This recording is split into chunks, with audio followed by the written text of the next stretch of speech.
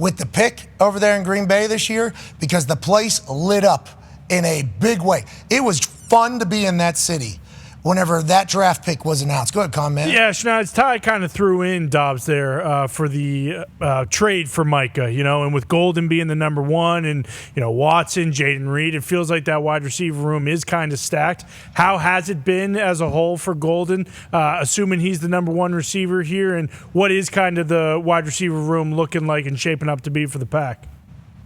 Yeah, I don't want to crown the kid before he's ever played in an NFL game, and I've certainly been victim to overreacting to things in training camp before in my, now 7 years covering the team. But Matthew Golden looks like the team's best receiver from the past month that we've been watching. He looks every bit a first-round pick.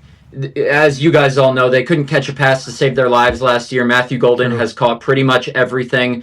Christian Watson's going to be out at least the first 4 weeks. He tore his ACL in Week 18. They think he's going to want to play in they have a bye Week 5, but they think he'll want to play in Week 6. I don't think they'll let him. And then Jaden Reed, Savion Williams, their rookie third-round pick receiver out of TCU, and Wicks are all dealing with injuries right now. So it's pretty much Romeo Dobbs, Matthew Golden, and Malik Heath, who's their number 6 wide receiver when everyone's healthy. Yeah, Malik, he's a dog. We're in trouble. Yeah. He's, Yeah, but think about all the Packers fans going, that will be sweet. It was cool, trust me. Yeah, whenever Heath Miller was on the Steelers, it was so cool because the Steelers fans travel. So it'd be other stadiums. You guys could do the same thing with Malik, number 3 wide receiver for you guys. We could do like Micah. I think that'd be a little better. Is he playing wide receiver for you? Maybe. He could. I'd be open to that. Because that's something that you said Dobbs can go. He's the only healthy guy you got other than Golden. Well, yeah. I mean, if we're getting Micah, and maybe is Jordan throwing it to himself? That's something we don't know right now. Has Micah went to Jerry and said, "Hey, let me get a couple snaps in the slot," and Jerry's like, "Micah, shut up. You just we don't know that." Maybe Micah wants J.J. Watt, Vrabel. Exactly. Yes. A couple tuds. Turned down for Parsons. Yeah. Why not do that on the frozen tundra? You mentioned Golden, how he's by far been the best wide receiver you guys have. I think that is what people would describe as like first-round qualities, okay? Do you watch him and think to yourself, maybe we should have pulled the trigger on a first-round wide receiver before when we had like Aaron as our quarterback and he's one of the greatest ball throwers of all time? Maybe if we would have got a guy who could run a 4.3, it would have done a little. Maybe even with Jordy, with how good Jordy was, or even with Devontae, add in one of those. Is there any of those thoughts like, hey, this is really cool that we did this. Don't want to be a negative Nance here. I am a journalist. Why didn't we? Is there any of that going on while you're watching Matthew? Once again, hasn't played a single down. We understand that. But watching him on the field, it's like, that's a first rounder. You can clearly tell, right? Yeah, absolutely. And look, this might seem like a cop-out answer, but the Packers not drafting a first-round receiver, at least under Brian Gutekunst, has not been for necessarily a lack of trying.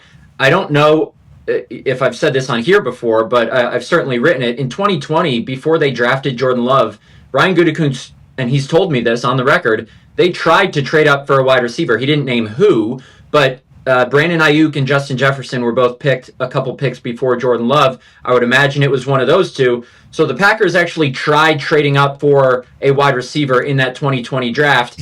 Obviously, the Niners and Vikings. No, I can't. And Devontae. Instead of Jordan Love situation. No, Jordan Love obviously good for the future. Yes. Good for the current. And Gutekunst can certainly look back at all of us and you, Mad Ty. Yeah.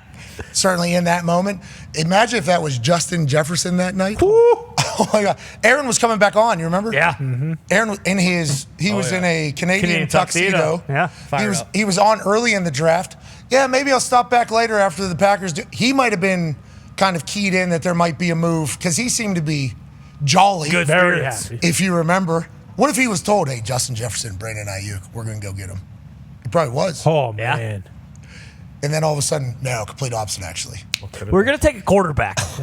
So he'd still be the quarterback of the Packers. He was so jolly. Might be. Do you remember how jolly he was? Oh, yeah. Yeah, I'm hearing the Packers might make some moves. Like, I remember it now looking back. That's my first time hearing it. I don't know if you've said that on this show, and I apologize for not reading it. That's my first time hearing that was a possibility. And if it wasn't my first time, I am remembering or learning of it in the moment. What a move that would have been. I don't know if you guys would have been able to stop the damn run, which was your biggest problem. Right. At the time. Not. But it would have helped out on the offensive side for sure, Schneid's. Well, the funny part about that is I remember watching your show that night, and Aaron had said it would be nice if we took an offensive skill position player. We haven't taken one in the last 15 years since me. And they did. Okay. So It's true. I mean, look.